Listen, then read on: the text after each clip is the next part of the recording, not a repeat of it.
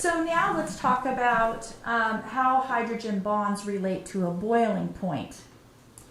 All right, so we know that a boiling point is a phase change. It's where you have this liquid and it's going to change into a vapor.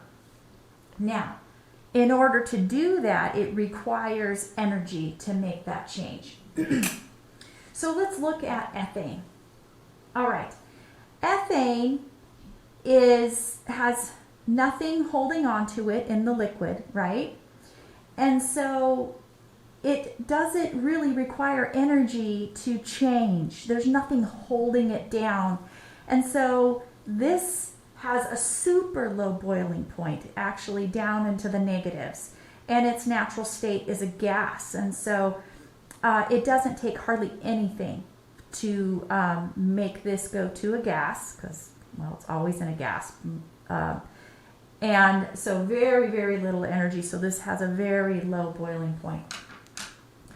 When we look at dimethyl ether, again, we don't have hydrogen bonds holding this into the liquid. And so this one doesn't require hardly any energy at all for it to go through the phase change. So its boiling point again is in the negatives, and this in its natural state is a gas. Now we get to ethanol alcohol. And now here you have these water molecules holding onto it with these hydrogen bonds. And so for it to go through this phase change, it's going to need a lot of energy so that we can break these hydrogen bonds and then it can become a gas. So because this has one hydrogen bond here, it's going to have a higher boiling point because it needs more energy to snap these bonds off, and then it can become a gas. Now, as you can imagine here with ethylene glycol, this one has 4 water molecules, so 4 hydrogen bonds.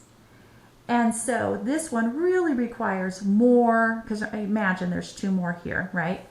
This is really going to require a lot more energy to get the movement to break these hydrogen bonds away so that it can become a vapor.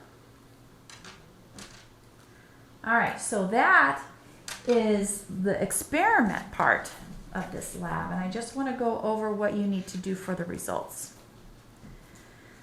Okay, so for number 1, you're going to fill in this table. You're going to have to look it up on the internet. Wikipedia has all this information in there when you look up each one of these. Which compounds have the same chemical formula? That's what back on this page. What is this called? Again, it's on the back side of this page. Do not do this last part. Describe the difference between these structures. You don't have to do that. Number 2, you're going to examine this table and you're going to list the compounds you think have hydrogen bonds and tell me why. Okay, if you don't know, rewatch this video.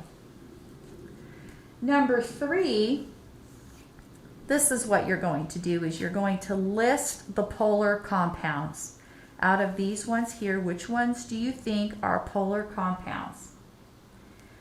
Number 4, you're going to again examine, you're going to look at this table here because we're looking at these structures here.